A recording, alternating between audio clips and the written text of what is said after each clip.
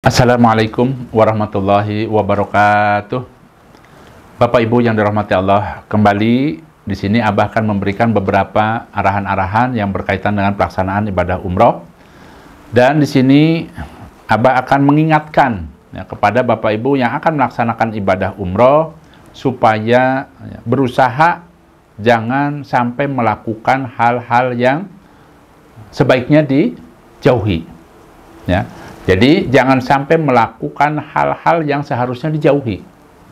Yang pertama, ini pada saat Bapak Ibu berada di Tanah Suci ya.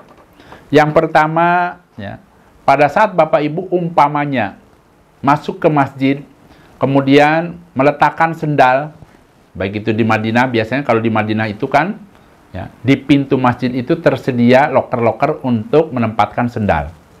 Ini umpama terjadi, ya, Bapak dan Ibu menyimpan sendal umpama warnanya hitam.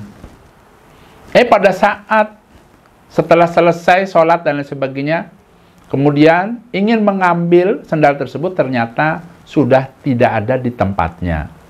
Nah, di sini Abah ingatkan, jangan mengambil punya orang lain. Itu ya. Jangan, udahlah hampir sama, mungkin orang yang ketukar kemudian diambillah punya orang lain. Itu jangan. Ingat ya. Ini di Tanah Suci. Kalau memang ternyata di qadar Allah sendalnya umpamanya hilang, silahkan istirja. Ya, inna lillahi wa inna ilaihi raji'un. Allahumma jurni fi musibati wa akhlif li khaira minha. Insya Allah nanti Allah akan ganti dengan yang jauh lebih baik. Ya, itu janji Allah. Nah, kemudian silahkan Bapak Ibu, ya, jalan saja, ya, tanpa alas kaki, kemudian insya Allah di toko-toko banyak yang jual. Harganya ya kurang lebih sekitar 10 real. Itu ya. Nah, itu pesan dari Abah, jangan malah mengambil sendal orang lain. Itu jangan. Kemudian yang kedua, pada saat Bapak Ibu berada di hotel, ya, pada saat berada di hotel, insya Allah di restoran itu kan biasanya ngantri ya. Kalau umpama kita peduli-dulu biasanya ya longgar. Diusahakan di dalam mengambil makanan atau makan di situ ya sewajarnya, secukupnya saja. Jangan kita makan di situ, kemudian kita mengambil macam-macam, dimasuk-masukkan ke kantong dan lain sebagainya. Nah, ini jangan sampai dilakukan ya. Jadi pihak hotel itu menyediakan makanan-makanan yang tersedia itu untuk kita nikmati di situ, bukan untuk dibawa-bawa pulang, apalagi dibawa pulang ke Indonesia. Kejadiannya pada saat Abah berada di, insya Allah di Mekah, ya, di Mekah atau di Madinah itu ada seorang wanita, kebetulan waktu itu Abah kurang sehat, jadi Abah tidak ke masjid, ya. Kemudian Abah langsung ke restoran pada saat awal dibukanya restoran. Kemudian ada seorang wanita di depan Abah itu tengok-tengok, kemudian bawa kantong yang namanya gula, yang namanya apa, masuk-masuk, belas-belas masuk. Nah, ini jangan sampai dilakukan. Ingat Tanah Suci. Silahkan umpama ingin kita bikin kopi, ya bikin secukupnya. Atau mungkin ingin setelah makan pengen ngopinya umpama di kamar, ya ambil secukupnya, 1 atau 2 boleh. Tapi kalau sengaja raup masukin, tengok-tengok. Nah, ini ya Abah tidak sarankan ya. Karena memang tadi disediakan untuk para jamaah juga. Ya ambil secukupnya saja ya. Kemudian yang kedua, diusahakan pada saat berada di Tanah Haram jangan mengganggu binatang, terutama yang sedang makan. Ya, kan di sana insya Allah Bapak Ibu ya, pada saat di Mekah umpamanya akan ya, menemui burung merpati yang sedang makan dan sebagainya. Nah, ini jangan sampai diganggu, jangan sampai diusir ya, karena ada tuntunannya, tidak boleh mengganggu, tidak boleh mengusir ya binatang-binatang yang ada di Tanah Haram. Itu larangan. Kalau umpamanya kita lewat jalan ya tidak apa-apa, kan niatnya tidak ngusir ya. Kan kadang-kadang karena ingin dipotonya supaya bagus, kemudian lagi pada makan digebah, diusir supaya terbang. Itu namanya mengganggu dan mengusir, itu tidak boleh. Ya, usahakan sewajarnya saja. Kalau mau foto ya boleh sewajarnya saja, ya. Ini mengingatkan. Karena tuntunan seperti itu, tidak boleh membunuh, mengganggu, mengusir binatang-binatang darat yang ada di tanah haram. Kemudian yang keempat, dilarang mengambil barang temuan pada saat Bapak Ibu berada di Mekah Madinah, itu tidak boleh. Contoh misalnya ada tergeletak HP, umpama tertinggal, jangan diambil umpama, kecuali diambilnya kasih ke petugas, boleh.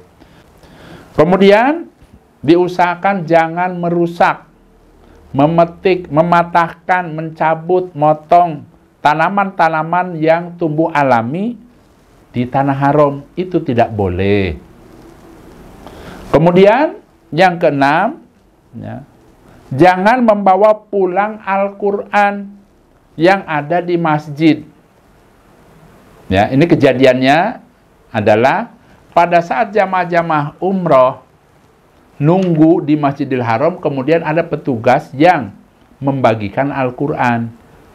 Maksudnya dibagikan itu adalah untuk dibaca, bukan dimasukkan tas kemudian dibawa pulang, bukan.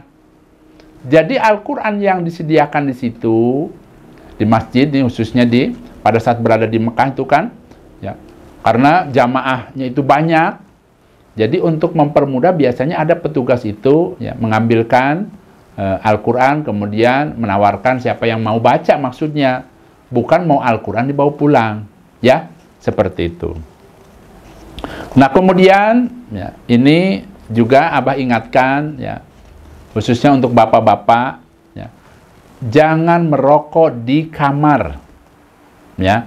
Tempo hari ada jamaah yang merokok di kamar, sehingga ya, menimbulkan kepanikan karena otomatis itu asap, kan ada alatnya, sehingga alarm itu berbunyi, panik dikira kebakaran.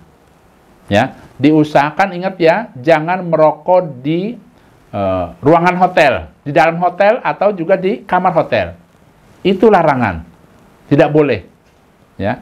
Tidak semua orang itu merokok yang pertama, dan biasanya orang yang umroh itu satu kamar itu umumnya kan 4 orang.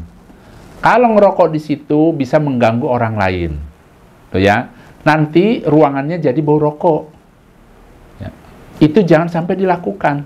Ingat, diusahakan karena kita niatnya ibadah, maka diusahakan jauhi hal-hal yang dibenci oleh Allah, jauhi hal-hal yang bisa berakibat menganiaya orang, walaupun itu tidak disengaja. Intinya kita niatnya ibadah, berarti lakukan amalan-amalan yang terbaik. Ya, niatkan semua perilaku kita, amalan-amalan kita, niatnya ibadah, niatnya karena Allah. Nah itu pesan Abah. Ya, jadi silahkan diingat-ingat, ya, diusahakan Bapak Ibu di dalam melaksanakan ibadah umrohnya, ya, ibadahnya lancar, kemudian mungkin karena bertemu teman baru juga bisa guyup, saling menghormati, ya, kemudian juga saling membantu. Jadi usahakan supaya ringan tangan, sehingga di antara jamaah-jamaah itu ya, ada kebahagiaan, timbul senang, bahagia, karena tadi ya, orang-orang di dalam melaksanakan ibadah umroh itu memiliki kepahaman agamanya baik, ilmunya cukup, kemudian cara bergaul dengan jamaah-jamaah yang lain juga baik. Nah, nanti harapannya ya tadi rombongannya jadinya kan baik, tuh ya. Nah, ini Abah hanya mengingatkan saja. Harapannya mudah-mudahan Bapak Ibu di dalam melaksanakan ibadah umrohnya ya, itu niatnya karena Allah. Kemudian mempersungguh ibadahnya, kemudian cita-citakan ya, di dalam hati Bapak Ibu agar ibadahnya itu ya, bagaimana saja supaya diterima oleh Allah. Ya, itu merupakan cita-cita. Dan usahakan ya, berharaplah kepada Allah agar diterima ibadahnya, berharaplah kepada Allah agar umrohnya mabrur. Ya. Alhamdulillah, jazakumullahu khairan. Mudah-mudahan Allah memberikan kemanfaatan dan keberkahan. Saya rasa itu saja Bapak Ibu. Abah pamit. Wassalamualaikum warahmatullahi wabarakatuh.